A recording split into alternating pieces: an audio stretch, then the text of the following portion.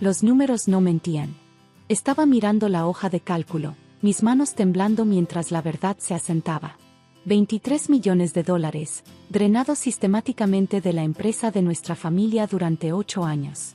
Y todas las señales apuntaban a una persona, mi hermana, Victoria. Mi nombre es Danielle Harrison, y a los 35 años descubrí que la hermana a la que siempre admiré había estado destruyendo poco a poco el legado de nuestro abuelo. Harrison Manufacturing no era solo una empresa, era nuestro patrimonio. El abuelo la construyó desde cero, convirtiendo un pequeño taller de máquinas en una de las mayores empresas manufactureras del Medio Oeste. Cuando falleció hace 5 años, dejó la empresa a sus 3 nietos, a mí, a Victoria y a nuestro hermano menor Thomas. Victoria asumió el cargo de CEO, ya que era la mayor, la más inteligente, la que tenía un MBA de Wharton. Yo me encargaba de las operaciones, manteniendo las fábricas en marcha. Thomas, recién salido de la universidad, se convirtió en nuestro jefe de ventas. Todo debería haber sido perfecto. Pero algo no estaba bien. A pesar de los pedidos constantes y las líneas de producción llenas, nuestras ganancias seguían disminuyendo. Victoria culpaba a la economía, al aumento de los costos, a la competencia agresiva.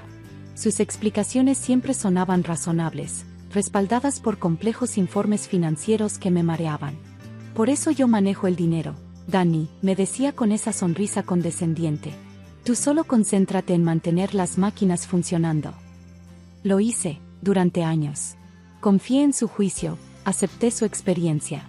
Incluso cuando tuvimos que empezar a despedir empleados, incluso cuando tuvimos que tomar préstamos para cubrir la nómina, creí en sus aseguramientos de que las cosas mejorarían. Luego vino la llamada de atención. Mike Stevens, nuestro capataz de la fábrica durante 20 años, vino a mi oficina luciendo preocupado. Señor Harrison, me dijo, cerrando la puerta detrás de él.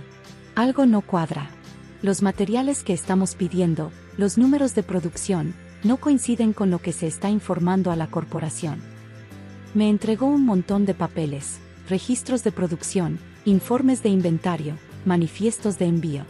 Pasé toda la noche comparándolos con los números oficiales que Victoria había estado reportando. Las discrepancias eran asombrosas. Fue entonces cuando comencé a investigar más a fondo, quedándome tarde en la oficina, revisando años de registros financieros. Contraté a un contador forense bajo el pretexto de optimizar operaciones. Lo que ella descubrió me enfermó. Victoria había creado un elaborado esquema de proveedores falsos, costos inflados y pagos desviados. Dinero que debería haber ido a los proveedores o a las cuentas de la empresa, se canalizaba a través de una maraña de empresas ficticias, todas llevando de vuelta a cuentas privadas a su nombre. 23 millones de dólares. 8 años de robo sistemático, comenzando incluso antes de que el abuelo muriera. Mientras nosotros despedíamos a trabajadores leales, mientras el legado de nuestra familia se desmoronaba, Victoria nos había estado robando a plena vista. La confronté una tranquila noche de viernes, después de que todos los demás se fueran a casa. Ella estaba en su oficina, tecleando en su computadora como si nada estuviera mal. Los libros no mienten, Vic, le dije, dejando el informe del contador forense sobre su escritorio. Ella apenas lo miró. ¿Qué se supone que es esto? Pruebas. De lo que le has estado haciendo a esta empresa. A nuestra familia. Victoria se recostó en su silla, con esa familiar sonrisa condescendiente en sus labios. Pruebas. ¿De verdad fuiste a revisar los libros? Se rió. No pensaba que tuvieras agallas, hermanito. Siempre has sido tan simple. Lo suficiente para confiar en ti, respondí, con la voz firme a pesar de la rabia que ardía en mi pecho. Lo suficiente para creer que estabas tratando de salvar esta empresa en lugar de destruirla. Su sonrisa se desvaneció un poco. ¿Salvarla? Esta empresa se estaba muriendo mucho antes de que yo comenzara a tomar lo que me merecía. Los métodos del abuelo estaban desactualizados, su visión era demasiado pequeña.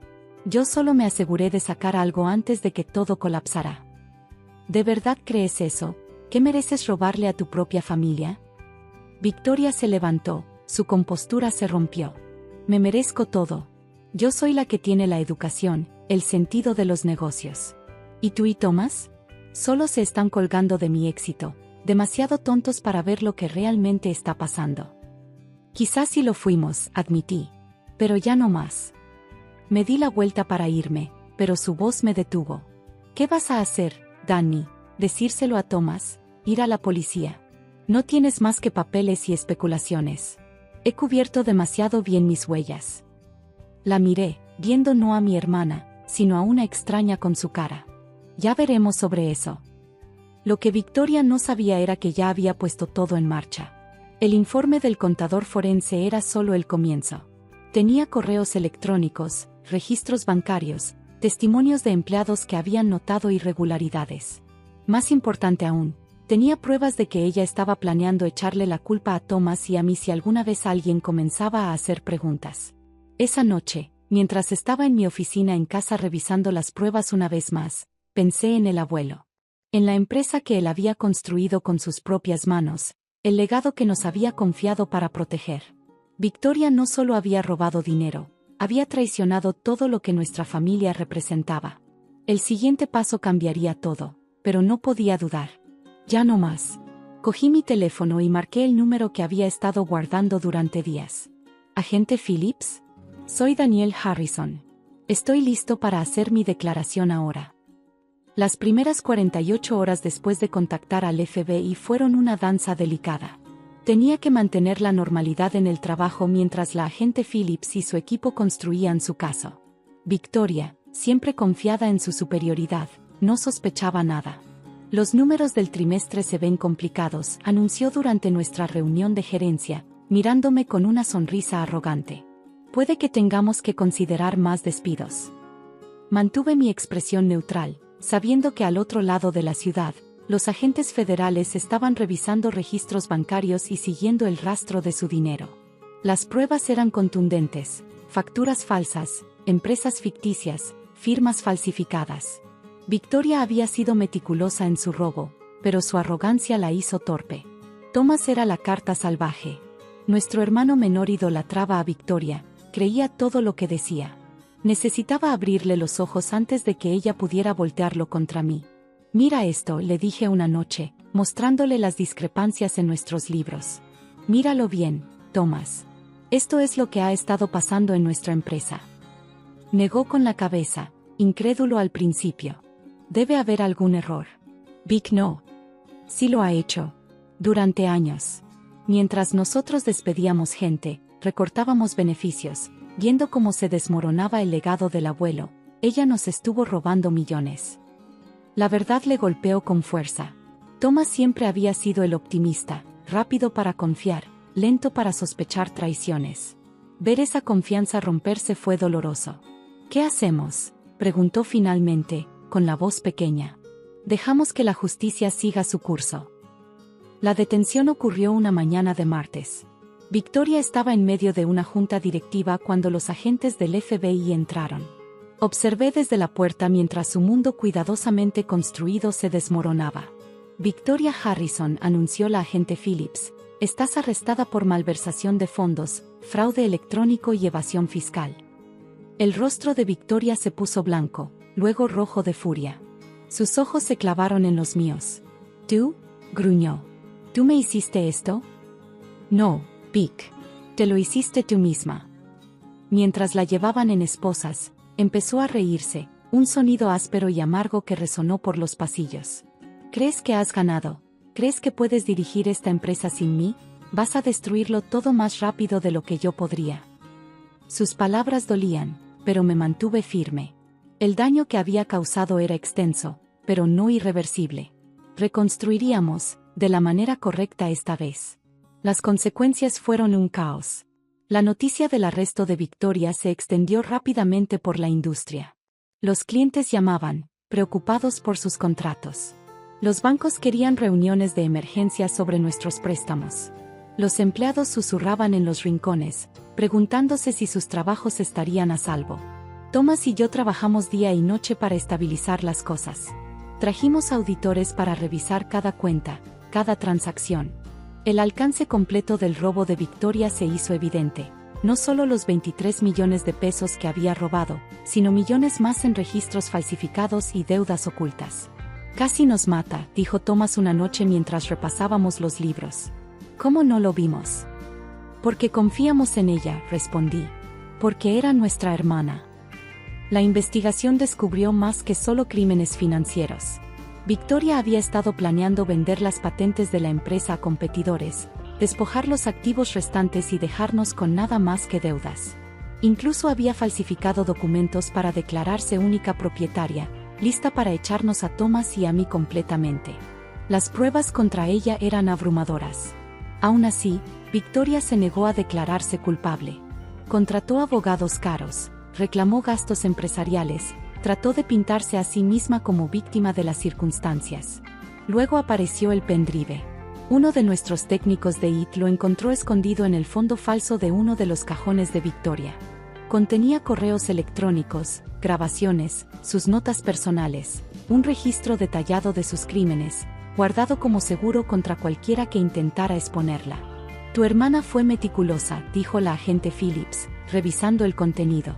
Documentó todo, probablemente pensando que eso la protegería. En cambio, construyó el caso perfecto contra ella misma. La fachada de Victoria finalmente se quebró cuando se le presentaron sus propios registros.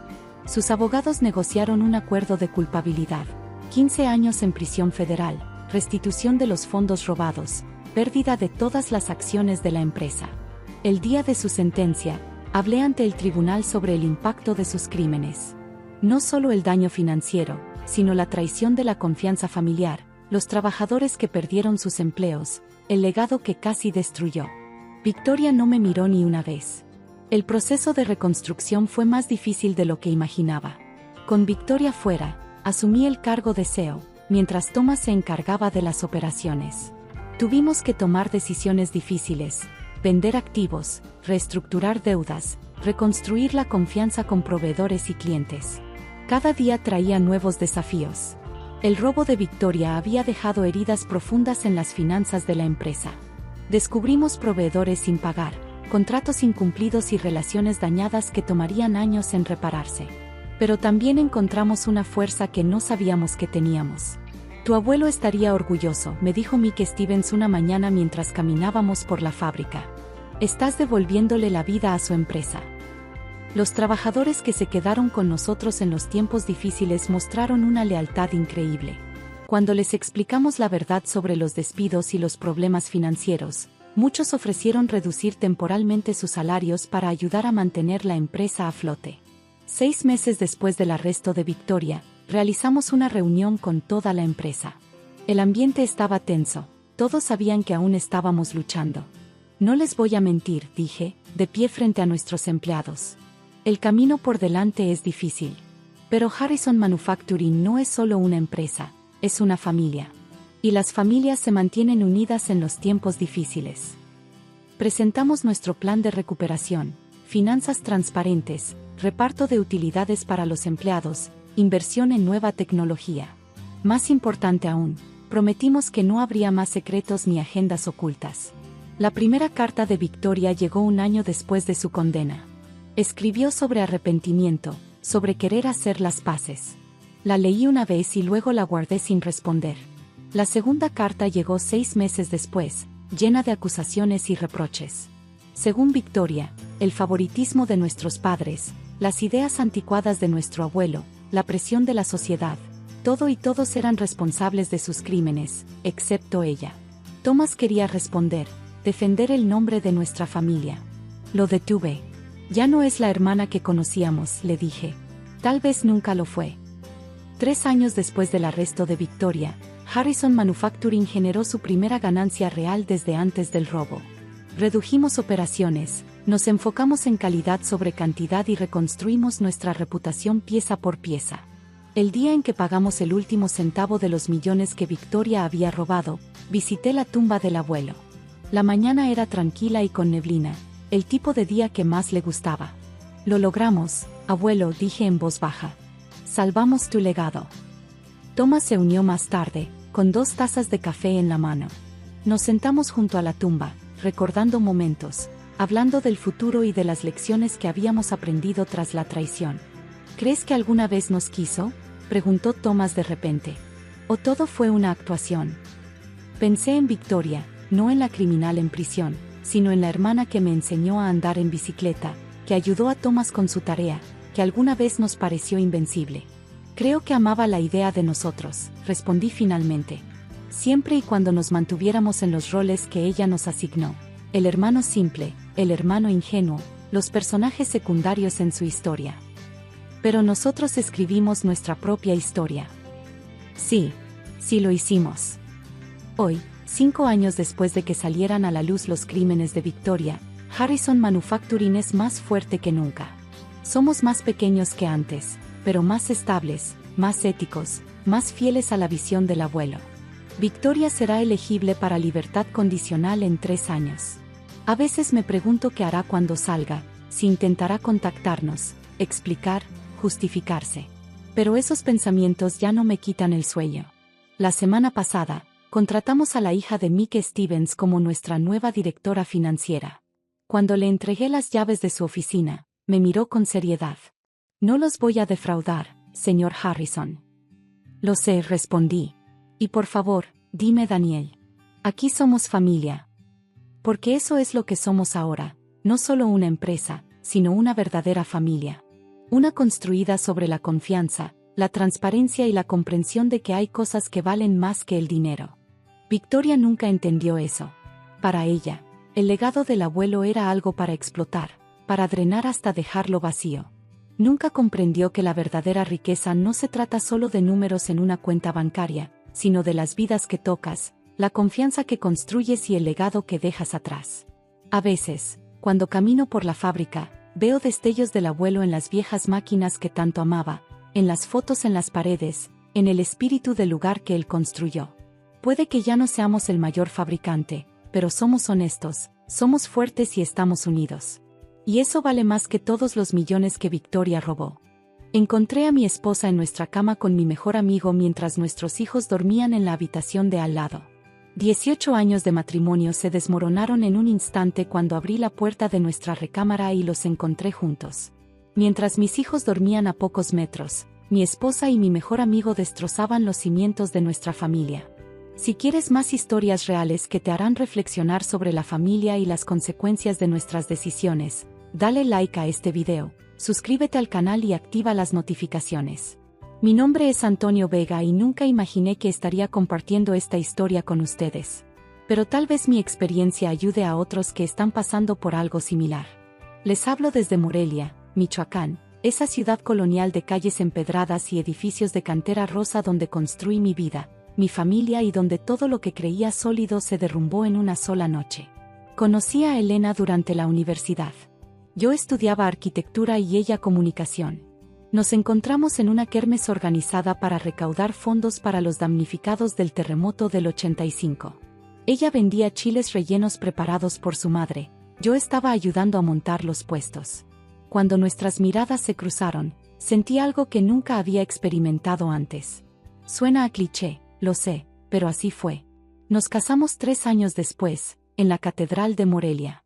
Fue una boda tradicional, con mariachis tocando las mañanitas al amanecer frente a su casa, misa solemne, y un banquete con carnitas y corundas en la hacienda de mis tíos en las afueras de la ciudad. Éramos jóvenes, estábamos enamorados y el futuro parecía brillante. Los primeros años fueron de lucha, como para cualquier matrimonio joven. Alquilamos un pequeño departamento cerca del centro. Yo comenzaba mi carrera en un despacho de arquitectos. Elena trabajaba en una agencia de publicidad local. Ahorrábamos cada peso pensando en comprar nuestra propia casa algún día. Nuestro primer hijo, Daniel, llegó 5 años después de la boda. Luego vino Mariana. Para entonces, yo ya había establecido mi propio despacho de arquitectura especializado en restauración de edificios históricos, un nicho perfecto en una ciudad patrimonio como Morelia. Elena había dejado su trabajo para dedicarse a los niños, aunque mantenía algunos clientes a los que asesoraba desde casa. Compramos una casa en el fraccionamiento Las Américas, con un pequeño jardín donde los niños podían jugar. Los domingos íbamos a misa en la catedral y después paseábamos por el centro, comiendo gazpacho moreliano o nieve de pasta en el Portal de Hidalgo. Visitábamos a nuestros padres regularmente. Celebrábamos todas las tradiciones, posadas en Navidad, altar de muertos en noviembre, la procesión del Domingo de Ramos. Teníamos una vida que muchos envidiarían.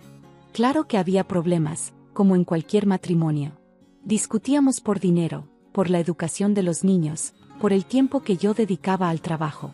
A veces sentía que Elena estaba insatisfecha, que echaba de menos su carrera. Intenté ser comprensivo, la animé a tomar proyectos freelance, incluso contraté una muchacha para que la ayudara con la casa y los niños. Hace 3 años, Elena comenzó a cambiar. Primero fueron cosas pequeñas, se inscribió en un gimnasio, renovó su guardarropa, cambió su corte de pelo. Me alegré por ella, pensé que estaba reencontrándose consigo misma. Luego vinieron cambios más significativos, salidas frecuentes con amigas, un nuevo teléfono que siempre llevaba consigo, contraseñas cambiadas en sus redes sociales. Debí haber visto las señales, pero estaba demasiado ocupado con un proyecto importante, la restauración del Teatro Ocampo, un edificio histórico en el centro de Morelia. Era el contrato más grande que mi despacho había conseguido, una oportunidad para consolidarme profesionalmente. Pasaba días enteros en la obra, llegaba tarde a casa, a veces trabajaba los fines de semana. Fue durante este tiempo cuando Ricardo entró en nuestras vidas. Era un viejo amigo de la universidad que había regresado a Morelia después de años trabajando en la Ciudad de México. Nos reconectamos y pronto se convirtió en una presencia constante. Venía a cenar a casa, llevaba a los niños al parque cuando yo no podía, incluso empezó a ayudar a Elena con algunos de sus proyectos de diseño. Le agradecí su amistad, su apoyo a mi familia mientras yo estaba tan ocupado. Qué ironía, ¿verdad? Le estaba agradecido al hombre que destruiría mi matrimonio. Todo explotó una noche de febrero. El Teatro Ocampo estaba en sus últimas etapas de restauración y habíamos tenido una inspección final con representantes de Lina. Terminamos tarde, pero decidí volver a casa en vez de quedarme en la oficina como solía hacer. No avisé a Elena, pensé en sorprenderla. Entré silenciosamente a la casa poco después de la medianoche. Las luces estaban apagadas, salvo el pequeño farol del pasillo que siempre dejábamos encendido. Asumí que todos dormían. Fui a revisar a los niños, como siempre hacía cuando llegaba tarde. Daniel, de 12 años, dormía profundamente abrazado a su almohada. Mariana, de 9, estaba acurrucada con su muñeca favorita. Les di un beso en la frente y me dirigí a nuestra habitación. Lo que vi al abrir la puerta está grabado a fuego en mi memoria. Elena y Ricardo, en nuestra cama matrimonial, la cama donde habíamos concebido a nuestros hijos. Tan absortos estaban que ni siquiera notaron mi presencia hasta que encendí la luz. El caos que siguió fue como una escena de una mala película. Gritos, acusaciones, Ricardo vistiéndose apresuradamente, Elena llorando, diciendo cosas incoherentes. Los niños se despertaron asustados. Daniel, siempre protector, se quedó en la puerta de la habitación de Mariana, impidiéndole ver lo que sucedía. Esa noche cambió nuestras vidas para siempre. Ricardo se fue, no sin antes intentar justificarse. Ella estaba sola, Antonio, tú nunca estabas ahí. Como si eso excusara traicionar a un amigo, destruir una familia. Elena alternaba entre pedir perdón y culparme por haberla descuidado.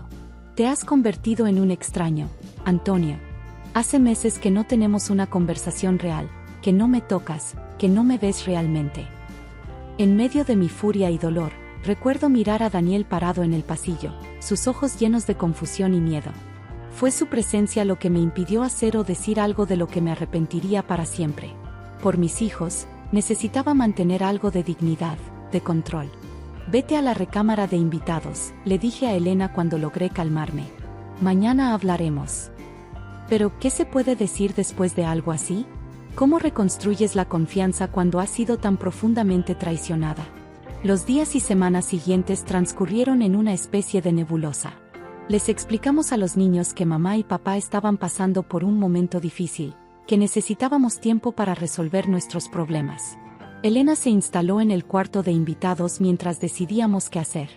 Asistimos a terapia de pareja, más por los niños que por verdadera esperanza de reconciliación. Descubrí que la aventura con Ricardo llevaba meses, que no era la primera infidelidad de Elena, solo la primera vez que la descubría.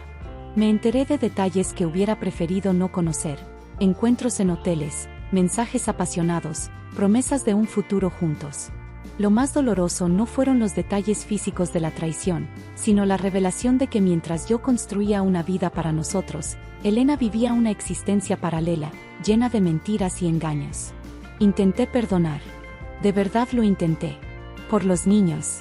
Por los años compartidos, por los votos que hicimos ante Dios en la catedral. Durante meses agonicé entre el deseo de mantener nuestra familia unida y la incapacidad de mirar a Elena sin ver esa imagen mental de ella con Ricardo. Mientras tanto, la noticia se había extendido en nuestro círculo social. Morelia, a pesar de ser una ciudad considerable, puede sentirse como un pueblo cuando se trata de chismes. Sentía las miradas de lástima, los susurros cuando entraba a algún restaurante. Algunos amigos tomaron partido por Elena, sugiriendo que mi dedicación al trabajo explicaba, si no justificaba, su comportamiento. Otros se alejaron, como si la infidelidad fuera contagiosa. Ricardo desapareció de nuestras vidas. Supe que regresó a la Ciudad de México poco después. Elena me aseguró que había cortado todo contacto con él, que había sido un error terrible, que me amaba a mí, a nuestra familia. 6 meses después del incidente, tomé una decisión. No podíamos seguir así, en un limbo de desconfianza y resentimiento que envenenaba no solo nuestra relación, sino también el ambiente en que crecían nuestros hijos. Una tarde, después de que los niños regresaran de la escuela, nos sentamos los 4 en la sala. Les expliqué, con la mayor delicadeza posible, que mamá y yo habíamos decidido separarnos. Que seguiríamos siendo sus padres, que los amábamos más que a nada en el mundo, pero que ya no podíamos vivir juntos como marido y mujer. Daniel, siempre intuitivo, me miró con una mezcla de tristeza y comprensión que me partió el corazón. Creo que a sus 13 años, entendía más de lo que debería. Mariana lloró, preguntó si era su culpa, nos hizo prometer que seguiríamos siendo una familia de alguna manera. Elena se mudó a un departamento cerca del Bosque Cuauhtémoc. Acordamos custodia compartida. Los niños pasarían la mitad de la semana con cada uno. Vendimos la casa, demasiados recuerdos, buenos y malos, y compré una más pequeña cerca de su escuela. El divorcio fue civilizado, considerando las circunstancias. No quería guerra, solo paz para poder reconstruir mi vida y ser el padre que mis hijos necesitaban. Elena pareció sinceramente arrepentida durante todo el proceso, y creo que también ella buscaba redención a su manera. Los primeros meses como padre soltero fueron un desafío. Aprendí a cocinar más allá de los huevos revueltos, a trenzar el pelo de Mariana, a estar presente en las juntas escolares y los partidos de fútbol de Daniel. Reductor mis horas de trabajo, delegué responsabilidades en el despacho. Mis hijos se convirtieron en mi prioridad absoluta. Elena siguió un camino similar. Retomó su carrera en diseño gráfico, abrió un pequeño estudio. Según los niños, estaba más presente, más atenta que antes. Quizás la crisis nos había enseñado a ambos lecciones importantes sobre lo que realmente importa. 2 años han pasado desde entonces. No diré que ha sido fácil. Hay días en que la rabia y el dolor regresan como si fuera ayer. Fechas especiales, aniversarios, cumpleaños que traen melancolía por lo que perdimos. Preguntas de los niños que no sé cómo responder. He tenido algunas citas, pero nada serio. La capacidad de confiar, de abrirme emocionalmente, parece haberse dañado. Elena, por lo que sé a través de los niños, tampoco ha rehecho su vida sentimental. Mantenemos una relación cordial por el bien de Daniel y Mariana. Asistimos juntos a sus eventos escolares, celebramos sus cumpleaños unidos, incluso hemos tenido alguna comida familiar en Navidad o Año Nuevo. Superficialmente, podríamos parecer una familia normal que simplemente vive en casas separadas. Pero las heridas están ahí, bajo la superficie. Los niños se han adaptado sorprendentemente bien, aunque sé que les ha afectado. Daniel se ha vuelto más serio, más protector con su hermana. Mariana a veces tiene pesadillas, periodos de inseguridad. Ambos asisten a terapia regularmente, algo sobre lo que Elena y yo estuvimos inmediatamente de acuerdo. ¿Qué lecciones puedo compartir después de esta experiencia? Primero, que la confianza es como un jarrón de cerámica fina. Una vez roto, puede repararse, pero las grietas siempre serán visibles. Segundo, que los problemas matrimoniales deben enfrentarse antes de que se vuelvan abismos insalvables. Mi dedicación excesiva al trabajo, la insatisfacción de Elena, eran señales que ignoramos hasta que fue demasiado tarde. Tercero, y quizás lo más importante, que los hijos siempre deben ser prioridad, incluso en medio del peor dolor personal. La forma en que manejamos nuestra separación, nuestra disposición a cooperar a pesar del rencor, ha sido crucial para la estabilidad emocional de Daniel y Mariana. No sé qué habría pasado si hubiera llegado a casa una hora más tarde esa noche, o si nunca hubiera descubierto la infidelidad. ¿Seguiríamos juntos, viviendo una mentira? ¿Sería mejor la ignorancia que esta dolorosa verdad? Son preguntas sin respuesta. Lo que sé es que hoy, 3 años después, estoy reconstruyendo mi vida pieza por pieza. Mi despacho de arquitectura sigue creciendo. He ganado un premio nacional por la restauración del Teatro Ocampo, ironía del destino. Mis hijos están sanos, se están adaptando, incluso prosperando a pesar de las circunstancias. Y, lo más sorprendente para mí mismo, he comenzado a perdonar. No por Elena, sino por mí. Porque el rencor es un veneno que uno mismo bebe esperando que dañe al otro. Porque mis hijos merecen un padre en paz, no consumido por la amargura. No sé si alguna vez volveré a confiar plenamente en alguien. No sé si las imágenes de esa noche dejarán de atormentarme completamente. Pero sé que la vida sigue, que hay alegría después del dolor, que somos más fuertes de lo que creemos. Si algo quisiera que se llevaran de mi historia es esto: cuiden su matrimonio antes de que sea tarde. Hablen, escuchen, presten atención a las señales de distanciamiento. Y si, a pesar de todo, enfrentan una traición como la mía, recuerden que es posible sobrevivir, reconstruir, incluso encontrar una nueva forma de felicidad en medio de las ruinas de lo que una vez fue.